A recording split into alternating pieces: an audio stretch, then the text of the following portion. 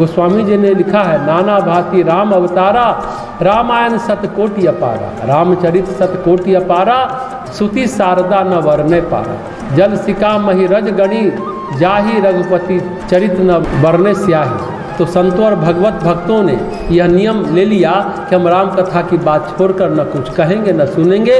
अनेकों पुराणों काव्य नाटकों में महर्षि वाल्मीकि की सिद्धि प्राप्ति की कथाएं आती हैं। उनके बारे में यह भी प्रसिद्ध है कि पहले रत्नाकर, मतांतर से अग्नि शर्मा, और एक जगह रत्नाकर आता है। एक जगह अग्नि शर्मा नाम के डाकू थे, प्रतिलोम क्रम से श्री राम नाम का जप करके ब्रह्मा जी के समान पूज्य हो गए। तो गोस्वामी जी लिखते हैं, उल्टा नाम जपत जग जाना, वाल्मीकि भयो ब्रह्म समान। वाल्मीकि रामायण में एक बात ये भी आती है कि महर्षि वाल्मीकि महाराज दशरथ के मंत्रियों में से एक थे, और वन यात्रा जाते समय श्री राम उनके चित्रकूट आश्रम में रुके थे। वाल्मीकि आश्रम कई हैं, कुछ तो चित्रकूट के समीप है, कुछ प्रयाग के आसपास है। विभिन्न चतुर्मासों में वाल्मीकि भिन्न भिन्न स्थानों में रहते हैं। गोस्वामी जी को चित्रकूट बहुत पसंद था, वे वहाँ बार बार आते जाते रहते थे। उन्होंने सुस्पष्ट रीति से राम के गमन के मार्ग में महर्षि वाल्मीकि से उनकी भेंट करवाई, और कई दोहों चौपाइयों में दोनों के प्रेम भक्ति रस से परिपूर्ण भक्ति संवाद को बड़े आकर्षक ढंग से अंकित किया। मुनिवर अतिथि प्राण प्रिय पाए, कंद मूल फल मधुर मगाए, सिया सौमित्री राम फल खाए, तब मुनि आश्रम दिए सुहाए। ये तुलसीदास जी महाराज के रामचरितमानस के अयोध्या कांड के 124वें दोहे के चौपाइयों में वर्णित है। बात स्पष्ट है कि गोस्वामी जी के समय भी वाल्मीकि आश्रम का बड़ा महत्व था, वो रमणीक था। उन्होंने वर्णन किया है, सीता जी थक कर रुक गई एक जगह पवित्र और सुंदर आश्रम को देखकर, कमल नयन से राम जी हर्षित हुए। उनका आगमन सुनकर ऋषि वाल्मीकि उन्हें लेने आए, सम्मान पूर्वक उन्हें आश्रम में ले गए। यानी गोस्वामी जी के अनुसार महर्षि वाल्मीकि उन्हें पहले से जानते थे और पहले भी कई बार भेंट हो चुकी थी। भगवान के सकल ज्ञान गुण रहस्य से पूर्व परिचित थे। स्वयं भगवान राम उन्हें त्रिकालदर्शी कहते हैं। हे मुनिनाम, आप त्रिकालदर्शी हैं। संपूर्ण विश्व आपके लिए हथेली पर रखे हुए बेर के समान है। तुम त्रिकालदर्शी मुनिनाथा, विश्व बदर जिमि तुम्हें हाथा। बंदर कहते हैं बेर को। जब भगवान श्री राम उनसे अपने रहने को उचित स्थान बताने की प्रार्थना की तो वाल्मीकि ऋषि ने कहा, महाराज संसार में ऐसा कोई स्थान नहीं दिखता जहाँ आप नहीं हैं, अतः आप ही ऐसा कोई स्थान बताने की कृपा करें जहाँ आप न हो, वहाँ मैं प्रार्थना करूँ कि आप रहिए।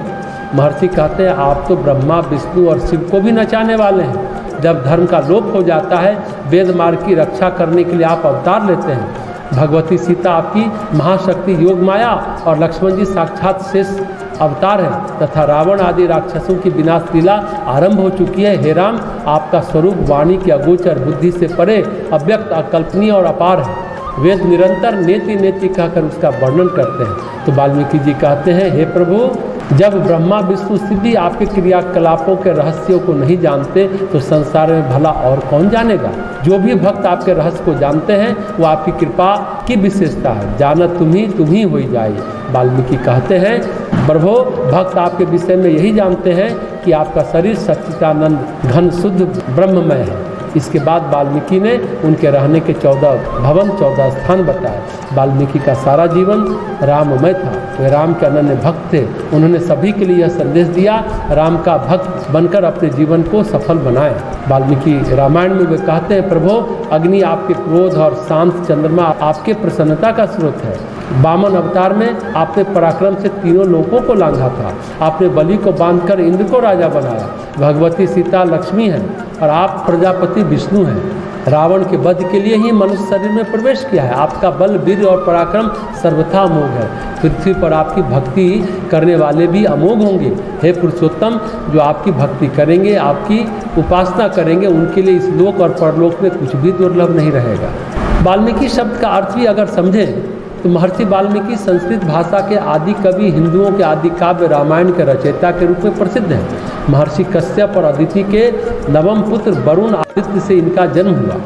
इनकी माता चर्सनी और भाई भृगु थे। वरुण का एक नाम प्रचेता भी है, इसलिए उन्हें प्रचेतस के नाम से उल्लेखित किया जाता है। उपनिषद के अनुसार ये भी अपने भाई भृगु के समान परम ज्ञानी थे। ध्यान में बैठे हुए वरुण पुत्र के शरीर को दीमक ने अपना घर बनाकर ढक लिया। साधना पूरी होने पर जब वे दीमक के घर, जिसे वाल्मीकि कहते हैं, उससे बाहर निकले तो लोग उन्हें वाल्मीकि कहने